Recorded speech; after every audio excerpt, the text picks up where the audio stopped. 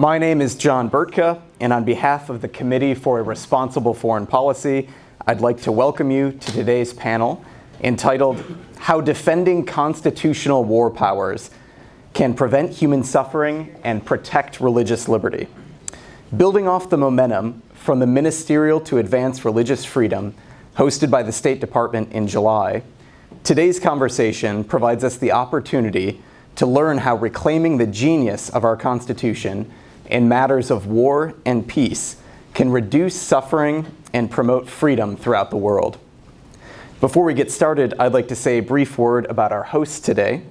One of the things that I most admire about the Committee for a Responsible Foreign Policy is their ability, especially in today's polarizing and partisan climate, to bring together Republicans, Democrats, and independents to partner on a shared vision for elevating the role of the Constitution in American foreign policy.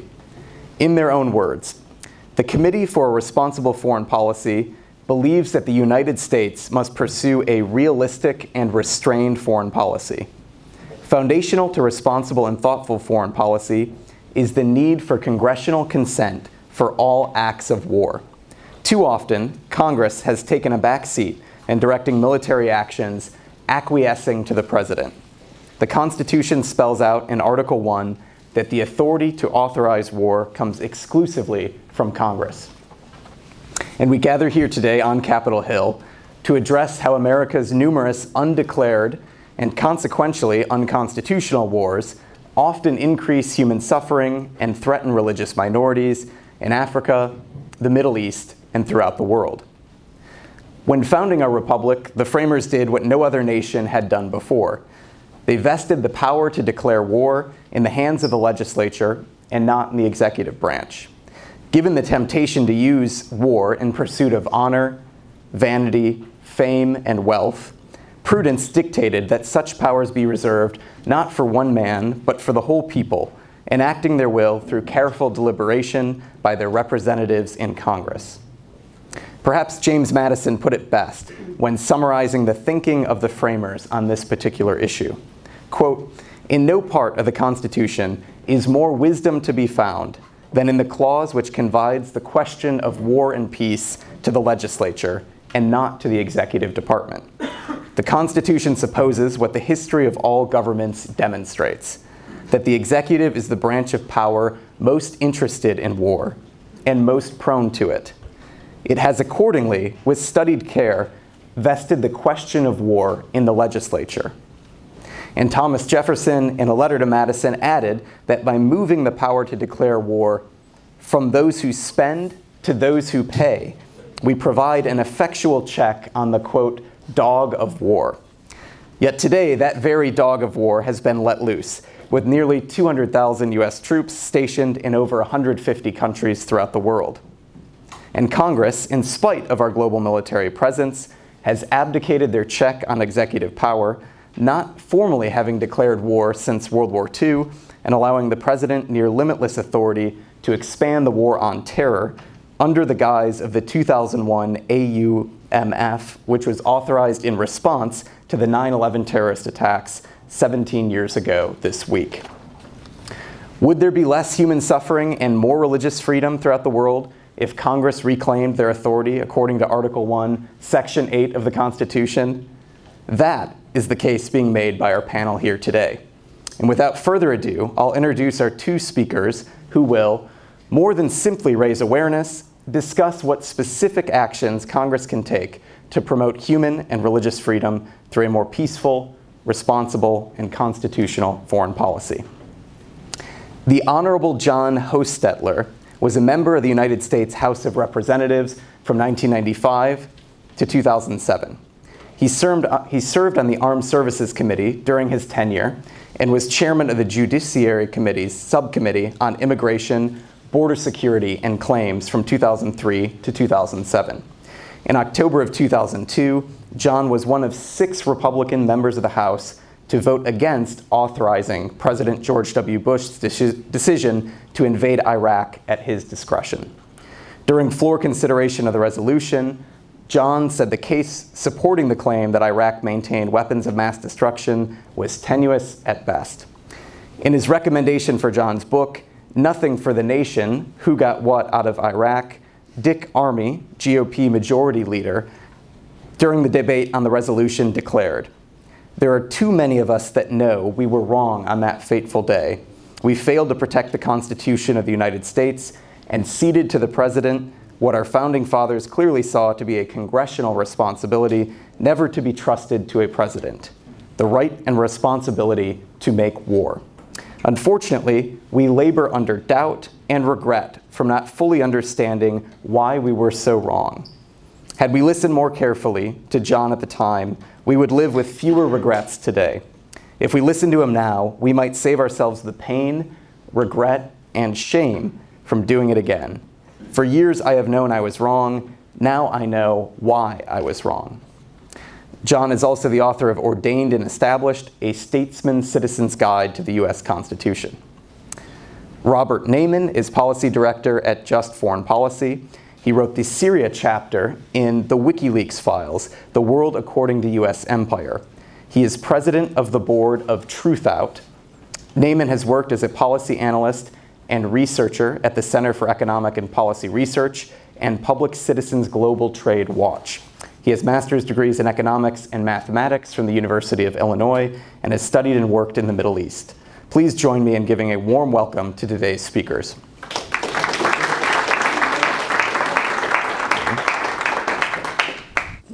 My hope for our conversation today is that we will all leave here newly convinced and enthusiastic about being evangelists for constitutional war powers.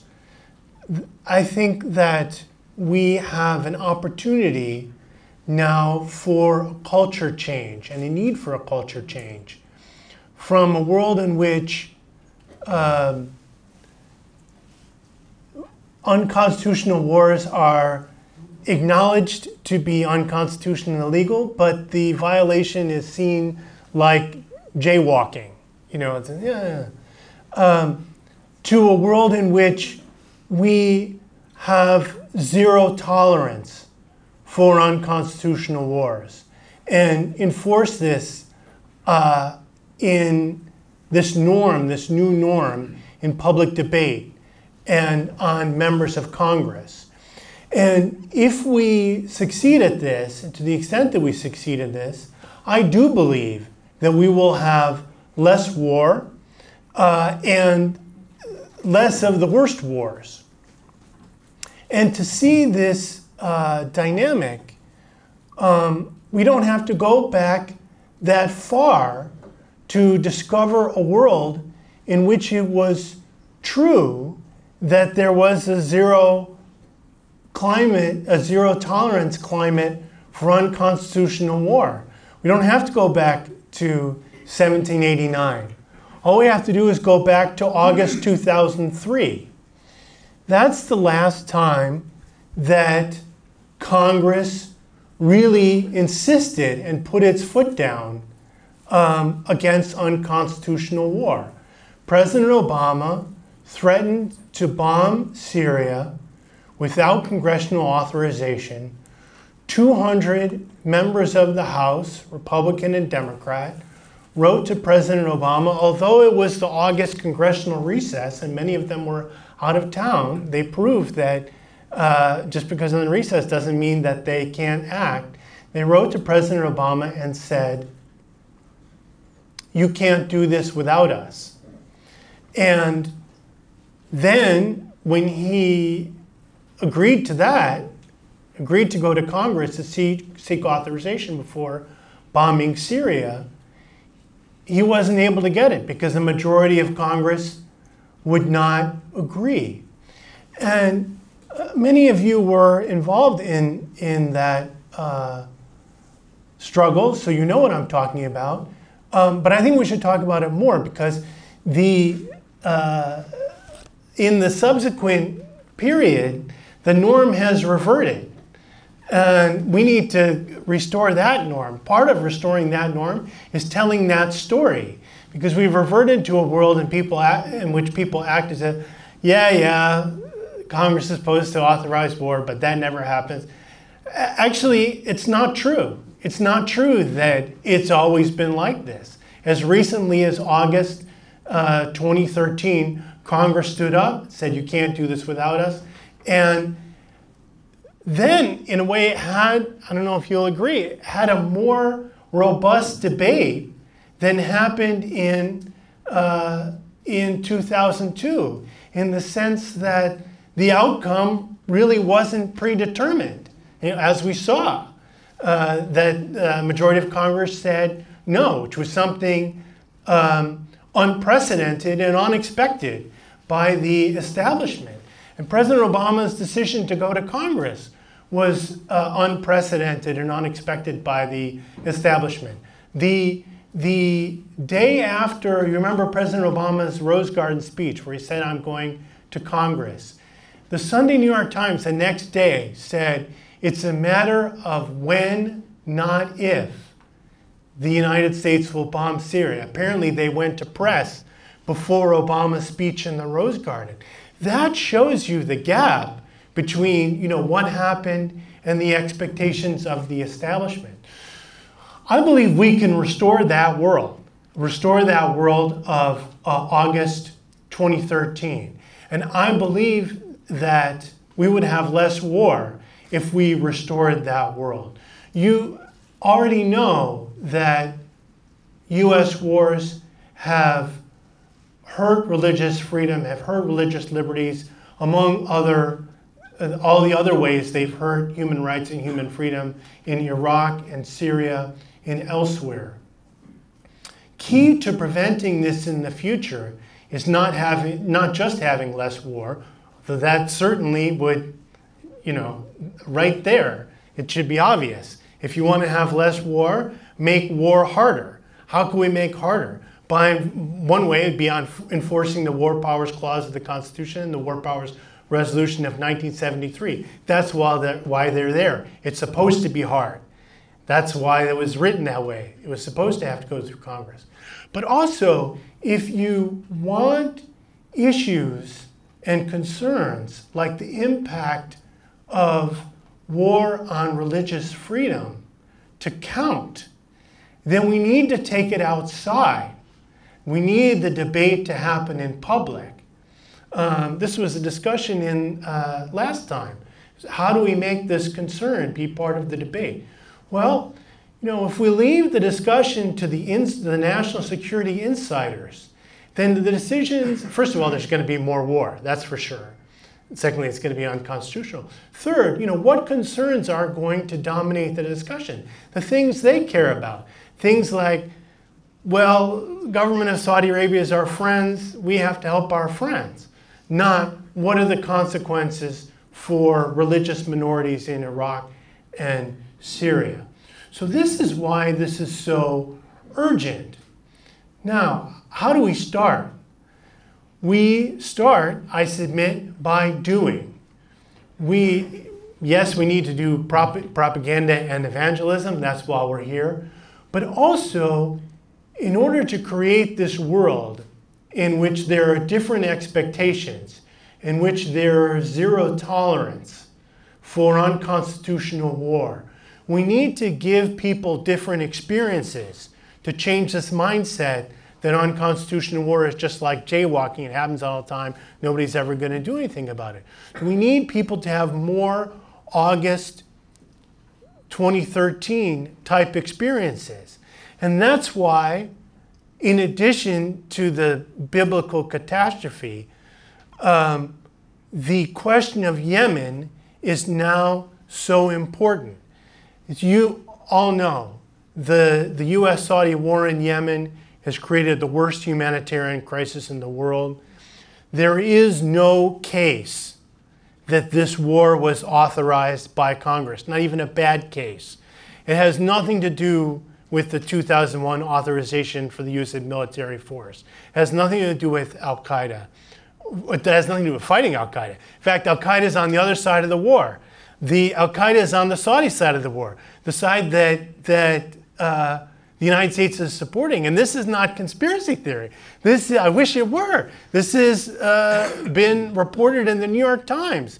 This was just the subject of another expose in the Associated Press, which I think you have in your packet, that the Saudis have actively recruited Al-Qaeda to their side of the war. That's the side the U.S. is supporting. And even the U.S. government, even the administration, this one and the last one, has admitted that this war has strengthened Al-Qaeda, which the U.S. government says is the most dangerous branch of Al-Qaeda. So on every front, the worst humanitarian catastrophe in the world, created by the U.S.-Saudi war and blockade, no case at all that it was ever authorized by Congress. No case at all that it's anything to do with protecting Americans. No case at all that it has anything to do with fighting Al-Qaeda. In fact, this is the exact opposite. It's fighting on behalf of Al-Qaeda or on the same side of Al-Qaeda. So this is the most extreme case. And it's a case where we have a toehold because of what's already happened in Congress. In March, Senator Bernie Sanders, Senator Mike Lee, Senator Chris Murphy introduced a bill invoking war powers, forcing a debate and vote. The first time in history these provisions were ever invoked in the Senate, and got 44 senators to vote against this, and produced unprecedented media attention to the war, and sparked unprecedented public mobilization. And now we are in a moment where just last Thursday, Representative Khanna, Representative Adam Smith, Representative Pocan, Representative McGovern, and others announced their intent that this month they will introduce legislation invoking the War Powers Resolution to force a debate and vote in the House. Now, this was tried last fall, and the House leadership blocked a vote. So there's going to be a struggle now over whether we get to have a vote. And we need a huge bipartisan push to put pressure on the House leadership to allow a vote on this bill. And this is why this moment is so urgent for all of us here, because we need all your help to do this. But so you understand the multiple urgency of this. This is the worst humanitarian crisis in the world. This is our best case politically against unconstitutional war right now. And we're in this, we're at a cusp of history with respect to the House, because no matter what happens in November, there will be a new speaker, and there will be new rules in the House and supposed reforms. And one of the reforms that should be demanded is that we can have votes on war and peace, particularly on unconstitutional, unauthorized war, like we tried to do last fall, like we are trying to do now. So this is a great opportunity for all of us to pull together and demonstrate publicly what this is all about in terms of forcing Congress to address the question of unconstitutional war. And we have people here that are already involved in this effort. Keem Bhatt from the Congressional Progressive Caucus. So I hope that, among other things, this event today will spark that discussion where we will turn a corner on this biblical catastrophe, and at the same time turn a corner on unconstitutional war and congressional inaction. Thank you.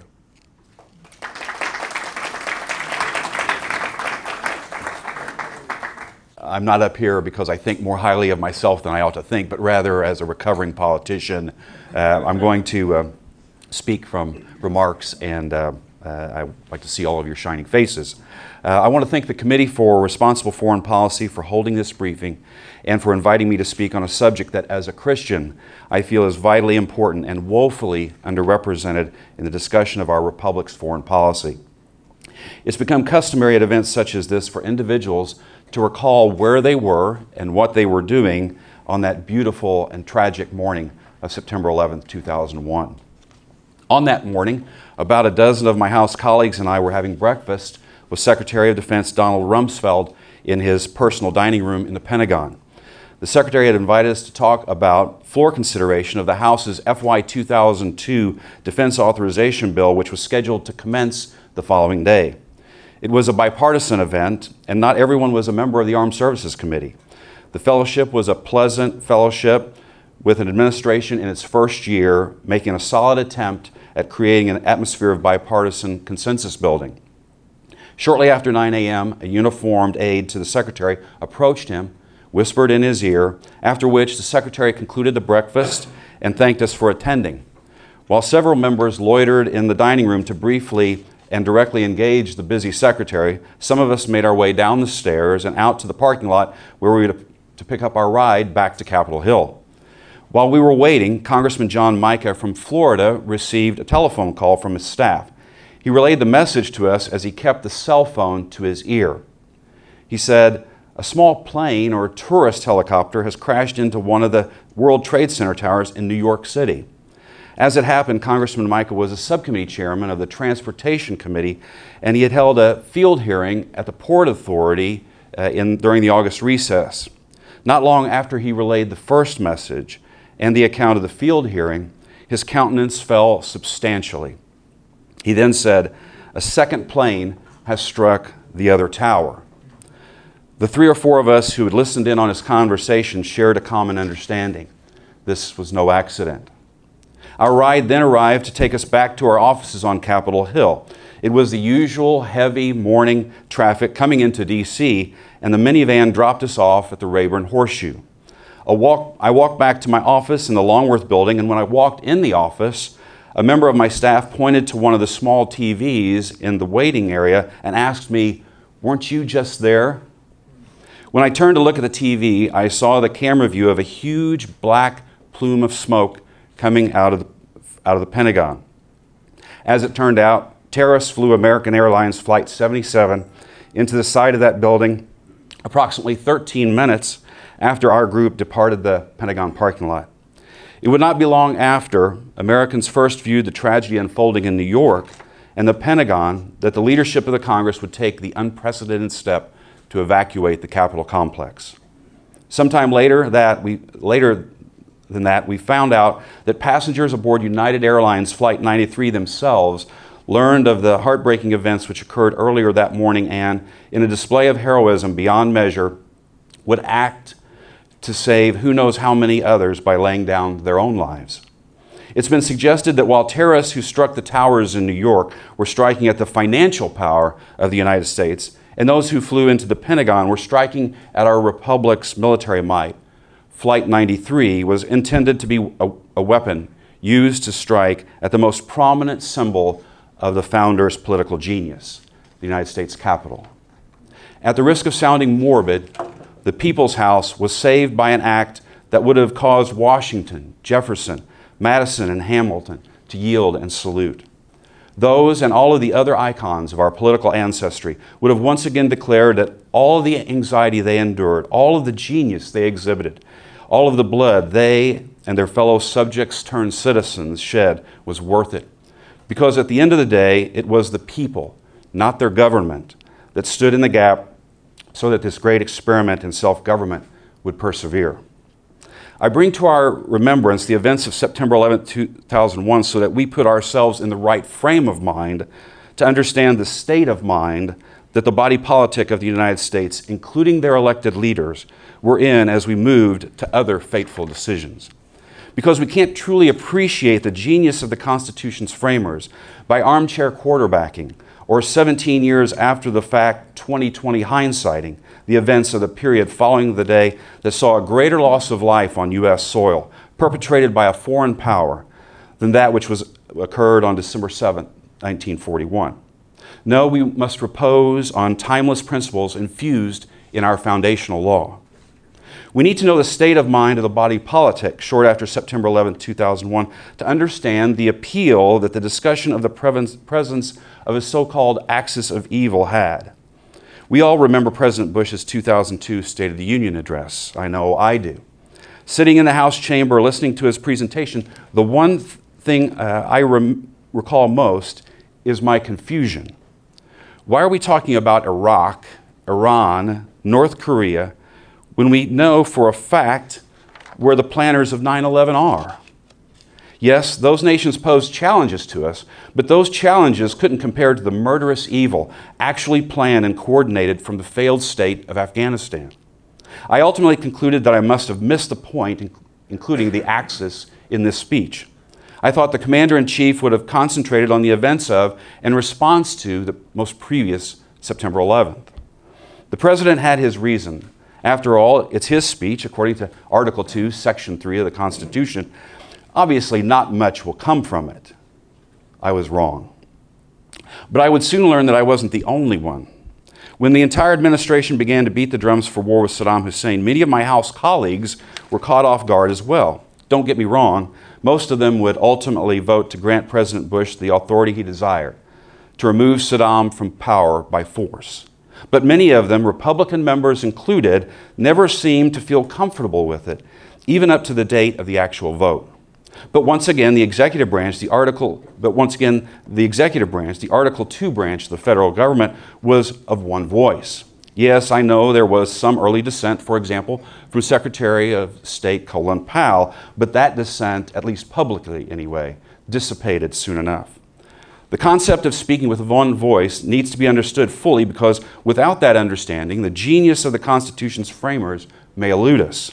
In this case, and others like it before and in the future, that genius is revealed as two sides of the same coin, or better said, a two-edged sword.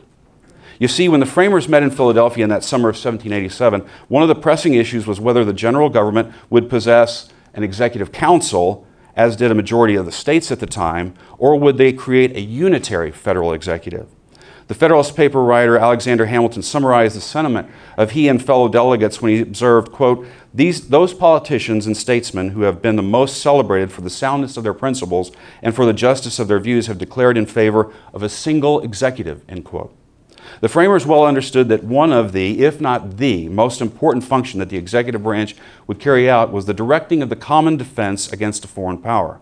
As such, Hamilton later focused his discussion on the importance of singularity in the executive branch when he declared this regarding the issue at hand today, quote, of all the cares or concerns of government, the direction of war most peculiarly demands the direction of war most demands those qualities which distinguish the exercise of power by a single hand. The direction of war implies the direction of the common strength, and the power of directing and employing the common strength forms a usual and essential part in the definition of the executive authority, end quote. But in confiding the power to direct and employ the common strength in a single hand, the framers made the all-important correction to the function of government that had contributed so mightily to millennia of human suffering. Hamilton's fellow New Yorker and Federalist paper writer John Jay explained the impetus for the change when he reflected on human history and human nature and said, quote, monarchs will often make war when their nations are to get nothing by it, but for the purposes and object merely personal, or private compacts to aggrandize or support their particular families or partisans. These and a variety of other motives, Jay said, which affect only the mind of the sovereign, often lead him to engage in wars not sanctified by justice or the voice and interests of his people, end quote. It was Hamilton who described the convention's solution to this age-old dilemma when he contrasted the authority of the King of Great Britain and that of the President of the United States proposed in the Constitution. Quote, the President is to be Commander-in-Chief of the Army and Navy of the United States. In this respect, his authority would be nominally the same with that of the King of Great Britain, but in substance, much inferior to it.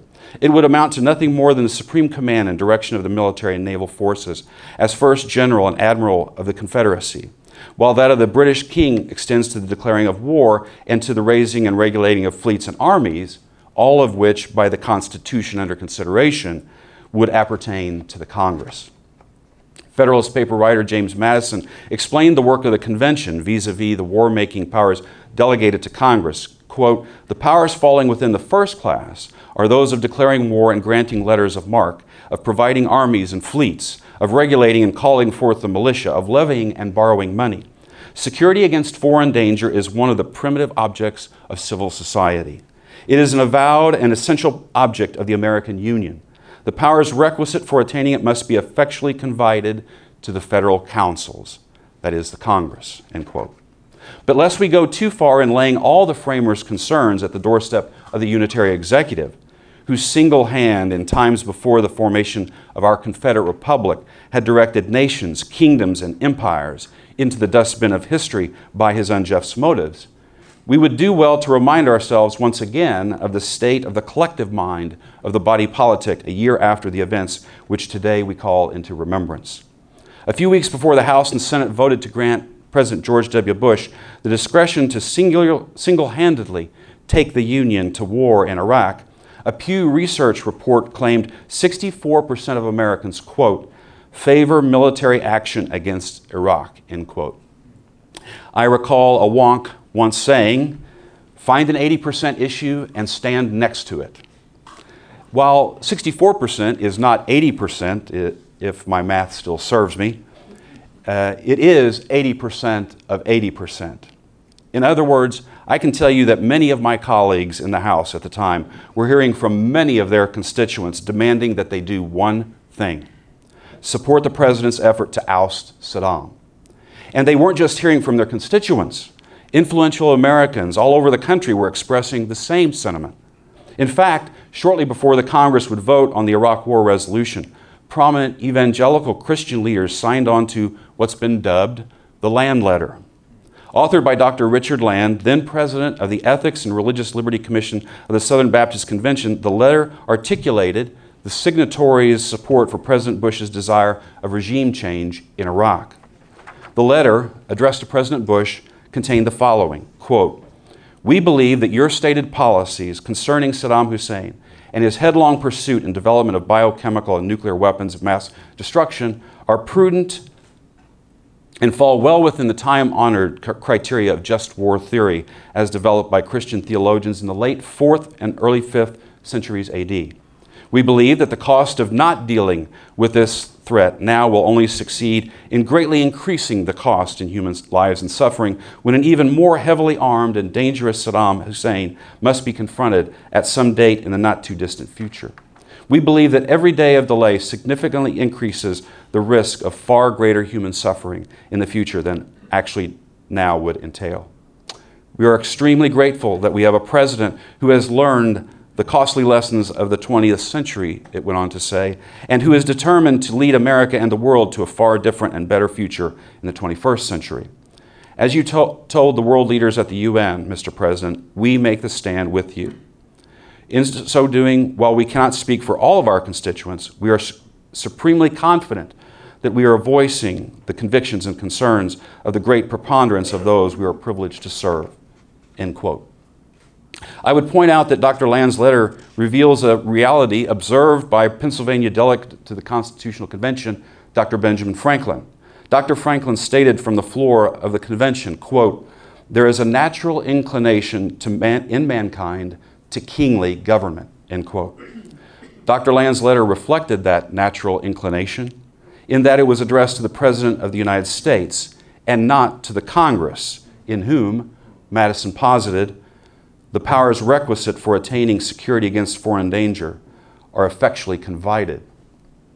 While Dr. Land was correct about the great preponderance of evangelical Christian support for regime change in Iraq, the Pew report informed those of us in Congress that the preponderance of support for expelling Saddam Hussein from power was not limited to the pews of America's evangelical churches. But all that said, was there anything that could have saved us from what President Reagan's NSA director, Lieutenant General William Odom, called the greatest strategic disaster in our country? More importantly for us going forward, is there anything that could spare us and the world a repeat of such a calamity? And even more specifically to our point here today, did the Constitution's framers foresee the possibility of such a catastrophe and equip the federal government with the requisite check? Yes, they did.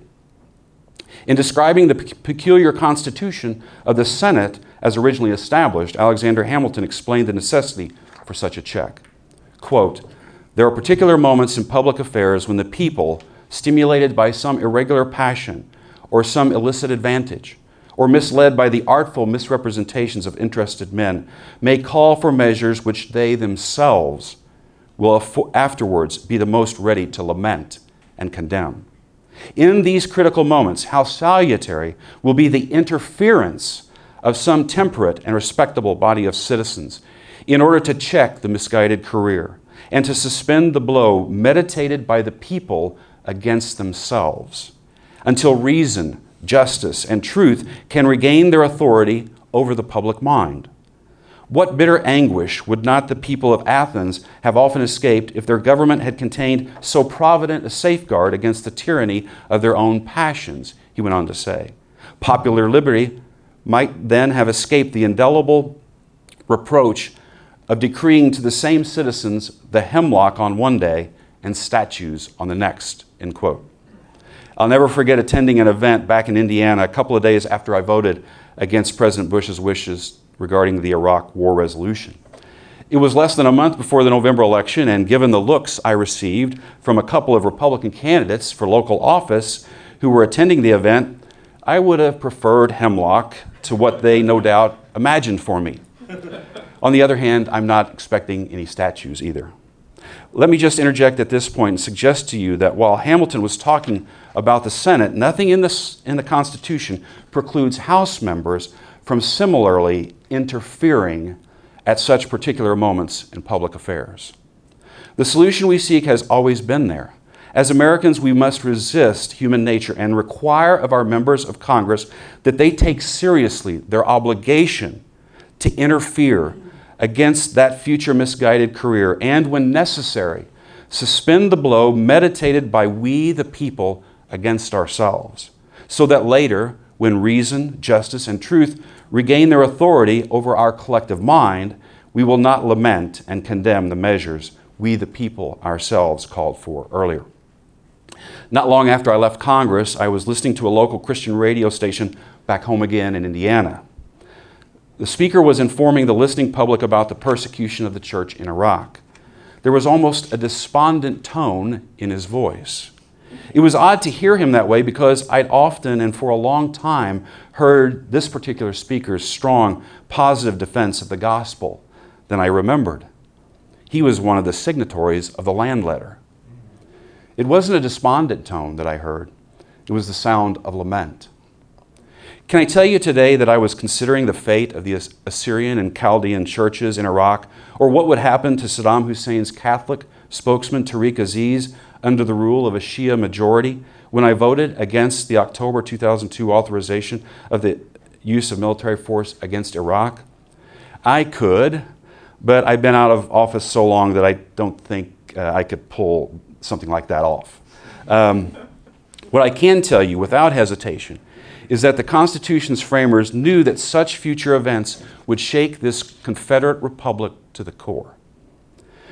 Some would argue that the political well-being of our Union takes preeminence when weighed against the liberty experienced by some religious minority and a potential or current enemy. I would wholeheartedly agree. However, one of the many important lessons we've learned from Iraq is that the two aren't always mutually exclusive. Once again, the framers' genius reveals itself. Knowing this and knowing the fallen nature of man, they devised a plan of the convention, as they called it, which would shield their posterity from the misdirected passion of both the masses and their perceived monarch. But if we don't support and admonish Congress, the fault lies not with the framers' plan, but with we the people. Thank you very much.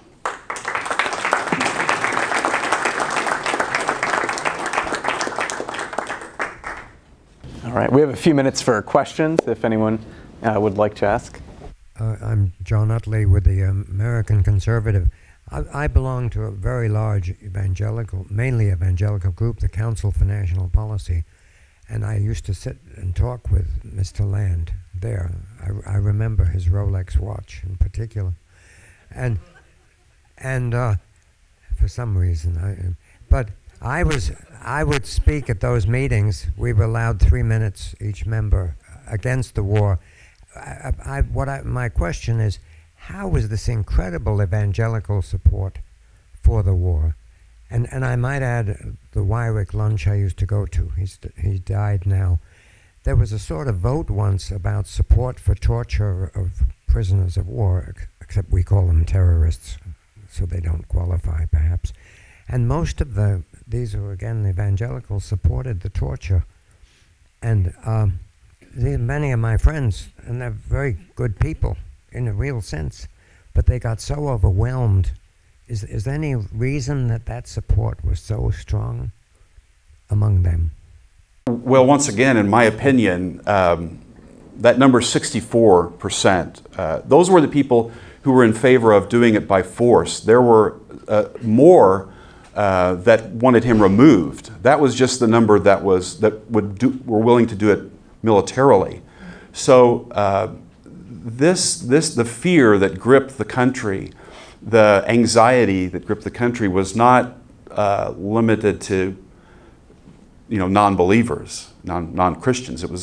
Everyone was concerned about it, and the idea that a mushroom cloud over Manhattan, if you remember that from National Security Advisor Condoleezza Rice, that was in everyone's head, that someone was going to supply a weapon of mass destruction that Saddam Hussein could supply a weapon of mass destruction to a terrorist, get it here, and that would happen.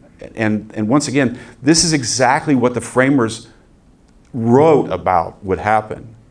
That something like this happened, that people would get caught up in this concern, this anxiety. What is going to happen next? And something is going to happen next. And I believe that these leaders of the evangelical community, these significant number of leaders of the evangelical community, were just like leaders of many other communities as well, unfortunately. Hi, Ron Maxwell. I'm a filmmaker. I'd like you both to comment on the role of the media. I remember even before 9/11 in the Kosovo War, the entire media was beating the drums of war, encouraging Clinton and Albright and Wesley Clark to go in there and bomb Serbia. I don't remember any part of the media exercising the traditional role, which I remember from the 60s in the Vietnam War. The media was divided. There was a genuine debate about whether we should be in that war all during the war. That's completely gone now. We have nearly, I would say, 99% of the media is beating the drum of every single intervention before it happens. They're beating the drum now to go to war in Ukraine, to places we're not even committed in. So I'd like you both to comment on the role of the media, because this is what the people are getting their information from. People like Christiane Amanpour are sticking our faces into every atrocity in the world, and the solution to stop every atrocity is to send in the Marines and start bombing that country. That's how Christiane Amanpour, who now got the new show at CBS, taking over for Charlie Rose, has portrayed every single potential military conflict and every one we've gotten into. And they dominate the entire media landscape. Well, for sure, the media is hugely important in Iraq and all these other cases. Let me just pick two things to focus on. The relationship between media and the question at hand. First, in all these cases, if you believed in constitutional war powers, if you believed in the world that I'm arguing we should agitate for, zero tolerance for unconstitutional war, then as soon as somebody made a proposal for the use of military force, immediately the discussion would include, well, okay, somebody has this idea, but will a majority of Congress vote for this? That would be immediately, that should come immediately. But that's not how it is. If you read the coverage of any of these cases that you're describing on the New York Times, the Washington Post, CNN, 95% of the time, when somebody makes a proposal for war, it's, well, the administration is thinking of doing X. Accepting the framework that the decision belongs to the administration.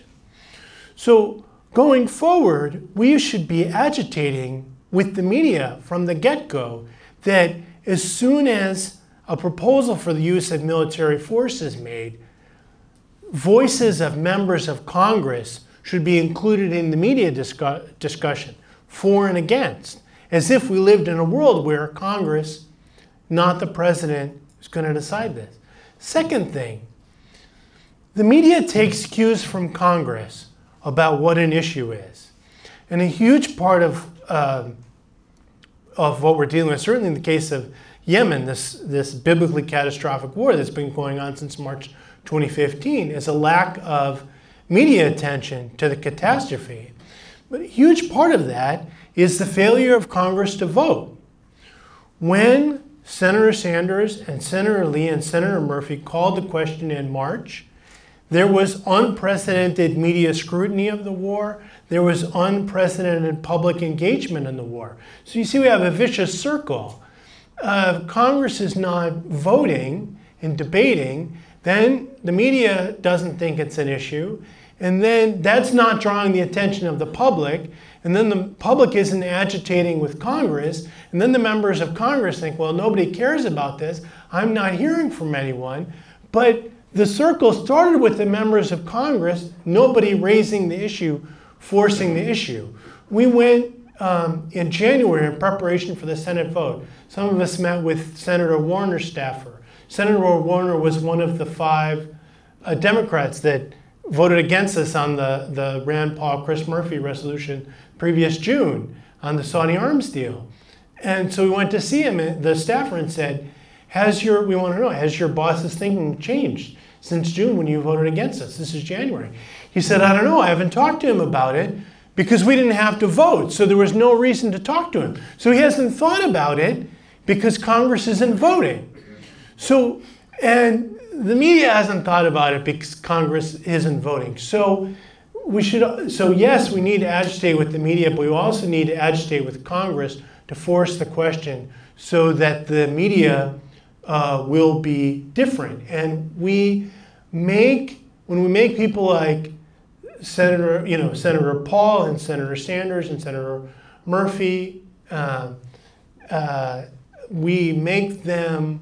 we have these congressional fights, we raise their profile, we change who is in the voices that's in the media. Now it's not just the warmongers. Now we have critical voices. So that's another key dynamic.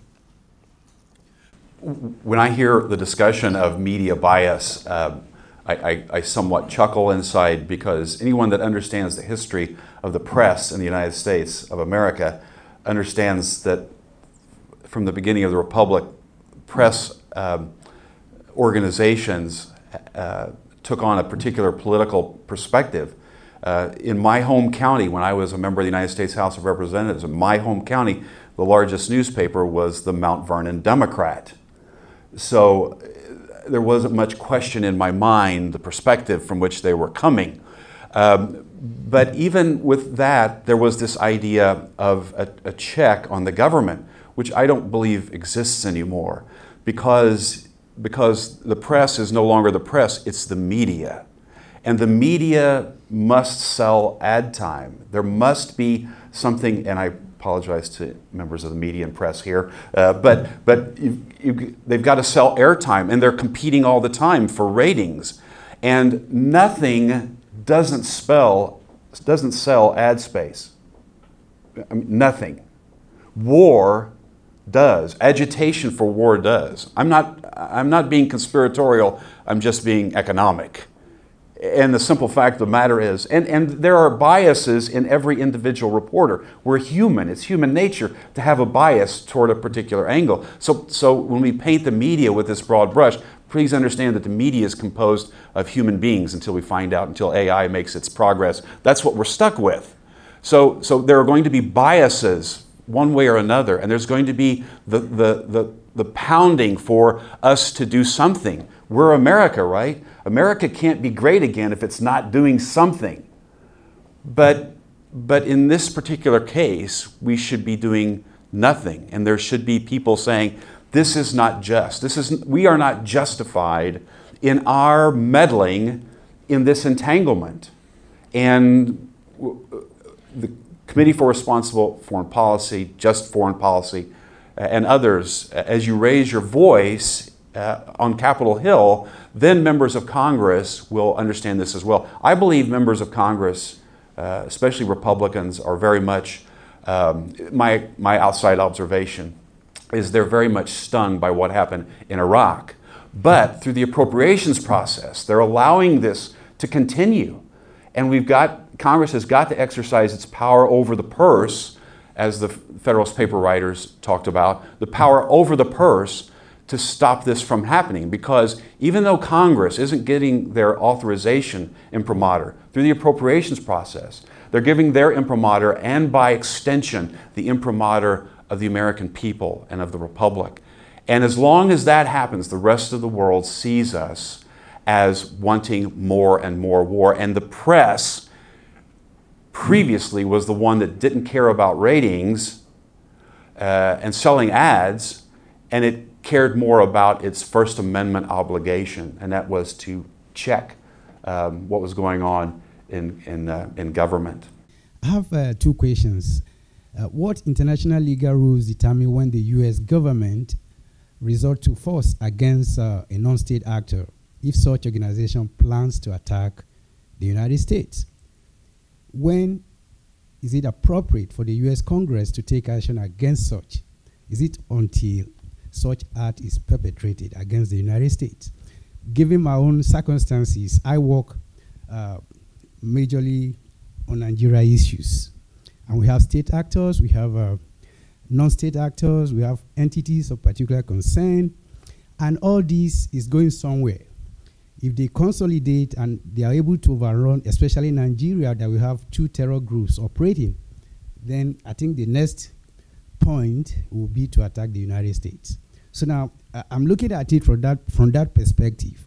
How, when can that be determined? Action to be taken, because I think preemptive action is better than when such action is carried out. The point to be made is, what national interest is this of the United States? The Constitution in Article 1, Section 10 gives an interesting provision to the states that permits the states to actually engage in war without the consent of Congress if they believe that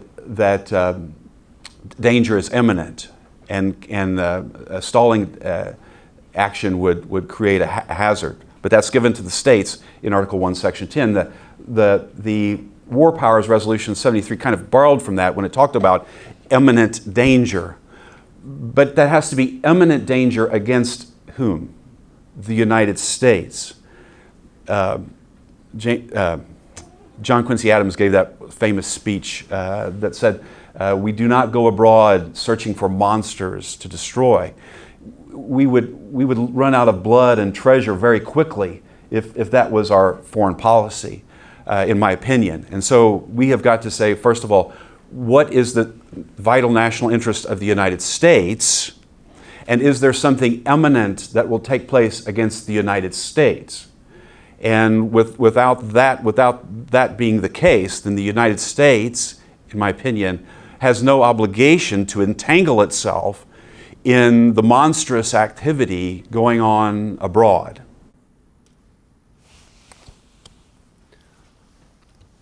You'll be not surprised to know that I completely agree. You know, we have to distinguish between things that the United States can try to help with and the use of military force. The whole key premise of the whole discussion about the Declare Wars Clause and the War Powers Resolution of 1973 is not saying that the president can't take any action whatsoever without getting authorization from Congress. We're saying he can't use military force without getting authorization from Congress. So this is key. There's all kinds of things the president can do without getting prior authorization from Congress, but this is not one of them. And it's really key to keep this separate.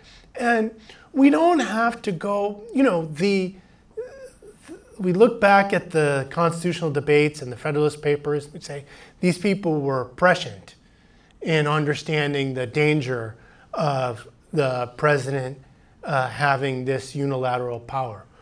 But we don't need to go back to the 1700s. We could just look at the last 2 decades of US history. And these wars that had thin justification, that didn't have anything to do with the United States. Why did we overthrow the government of Libya in 2011? What did that have to do with the interests of the United States? Had Libya attacked us? No. Why wasn't that authorized by Congress before it took place? Did we have a robust debate about that before it took place? No, we didn't. And how did that turn out? Who wants to defend that intervention now? It strengthened Al-Qaeda. It destabilized Africa. It helped lead to some of the problems that you're talking about with the flow of weapons and fighters out of Libya. So wouldn't we like to go back and have a congressional debate and vote before that, that military action, which at the time, you described the climate of we have to support President Bush and that thing that happened in 2002. Pretty much the same thing happened in 2011 with Obama. I remember it very clearly. It was lonely road on the Democratic side to oppose President Obama on the Libya war and say this is unconstitutional. Say, oh, you guys are just working with the Republicans and blah, blah, blah, blah, blah. It was fierce. So we need to really focus on this norm, and we need to look each other in the eye and say, from now on, we're going to enforce this, whether the president is Democratic or Republican, whether the Congress is Democratic or Republican, we're going to insist on this consistently. And if somebody has a proposal for a military force somewhere, you have to come to Congress and the American people and explain why this is justified and get a majority vote in Congress before it can take place. In August 2013, the swing vote in Congress, you wouldn't know this from the discussions that happened online where, it's like, was there a chemical weapons attack? Did Assad do it? I was watching the debate closely. The swing vote in Congress was somebody who said, I don't dispute, they didn't prove it, but I don't dispute that there was a chemical weapons attack and Assad probably did it. I dispute the administration's case that their proposed military intervention will make the situation better. They didn't convince me. That's the vetting that happened on Syria 2013. It's the vetting that didn't happen on Libya 2011.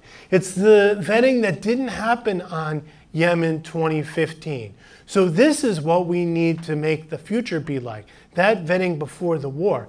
And let's start now with trying to force a vetting of the wars that weren't vetted before they happened, like the war in Yemen, which has just gotten worse and worse and worse. So, last word, please help us. Please help us force a debate and vote now in the House on the war in Yemen. And please help us set a precedent for January that people will understand, no matter who takes the House, no matter who the speaker is, this is why we need to have debates and votes on war and peace and unconstitutional war. Thank you. Let's give another round of applause for our speakers today.